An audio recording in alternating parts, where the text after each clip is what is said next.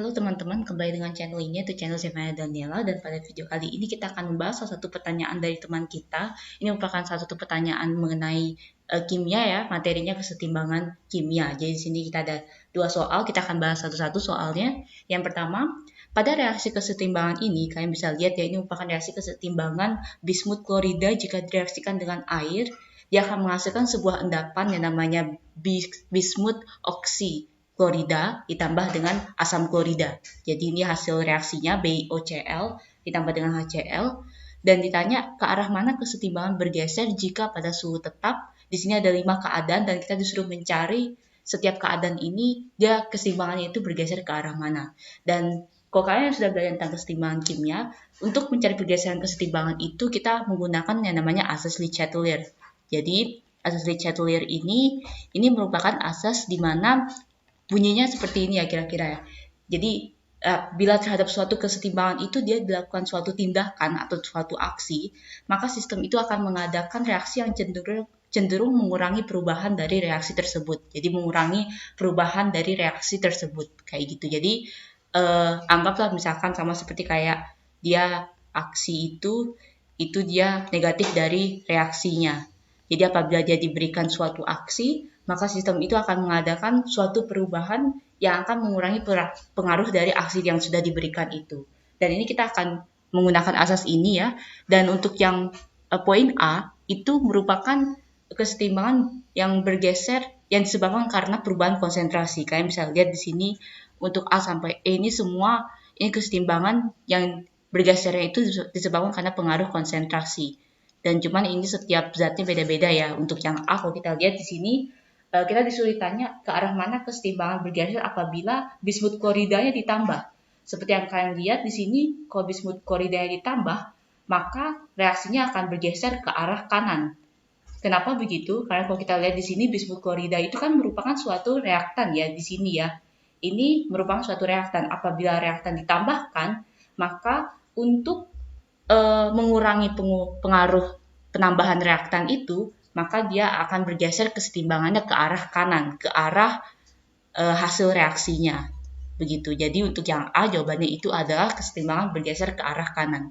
Yang B sekarang, apabila dia diencerkan atau ditambah air, ke arah mana kesetimbangan bergeser.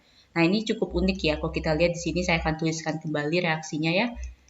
Ini dia berkesetimbangan membentuk BiOCl ditambah dengan 2HCl. Kalau misalnya dia ditambah dengan air, kalian bisa lihat bahwa air di sini merupakan salah satu reaktan. Jadi sama perlakuannya dengan yang nomor A ketika BiCl3 ditambahkan. Berarti otomatis reaksi akan bergeser ke arah kanan. Seperti tadi, menurut asas Le Chatelier, apabila reaktan ditambahkan, maka sistem itu akan mengadakan reaksi yang cenderung mengurangi penambahan H2O ini. Jadi dia reaksinya bergeser ke arah kanan. Namun, bisa juga ada penjelasan yang lain juga. Kalau misalkan dia diencerkan atau ditambah air, berarti kan otomatis dalam sistem ini, dia volumenya kan meningkat, volumenya berubah. Volume larutannya itu dia berubah. Dia akan lebih tinggi daripada biasanya karena dia ditambah dengan air, berarti pasti volumenya naik ya. Kalau volumenya naik, maka reaksinya itu akan bergeser ke arah koefisien yang lebih besar. Kalau kita lihat di sini, ke arah koefisien yang lebih besar, kita perhatikan yang zatnya yang berfase aqueous saja ya, yang berfase aqueous saja. Kalau kita lihat di sini, hasil itu dia koefisiennya 2, karena HCl-nya itu 2, ya hasil koefisiennya ya. Koefisiennya 2 kan BiOCl jangan dihitung ya. Dan untuk yang reaktan, itu koefisiennya itu adalah 1 dari BiCl3. Yang H2O jangan dilihat, BiOCl juga jangan dilihat. Jadi, waktu volume dinaikkan, maka kesetimbangan akan bergeser ke arah koefisien yang lebih tinggi. Berarti dia reaksinya pun bergeser ke arah kanan. Jadi ada dua penjelasannya ya untuk yang nomor B ya. Saya akan hapus dulu oret-oretannya. Sekarang untuk yang nomor C, apabila BiOCl ditambah, bismut oksiklorida yang ditambahkan, itu kemana arah reaksi kesetimbangannya bergeser? Kalau kita lihat BiOCl itu merupakan hasil ya. Kalau misalnya hasilnya ditambahkan, maka otomatis untuk mengurangi pengaruh pada penambahan reaksinya itu, dia akan bergeser ke arah kiri. Karena yang ditambahkan dalam kasus ini itu adalah hasil reaksinya. Jadi, waktu hasil reaksi ditambahkan, maka reaksinya pun akan bergeser ke arah kiri atau ke arah reaktan. Dan untuk yang D juga sama, kita lihat apabila HCl ditambah kemana arah reaksinya bergeser. Kalau kita lihat HCl ini juga merupakan suatu hasil reaksi. Berarti sama perlakuannya dengan yang nomor C. Karena HCl juga hasil reaksi, maka kesetimbangannya bergeser ke arah kiri atau ke arah reaktan. Dan sekarang untuk yang nomor E.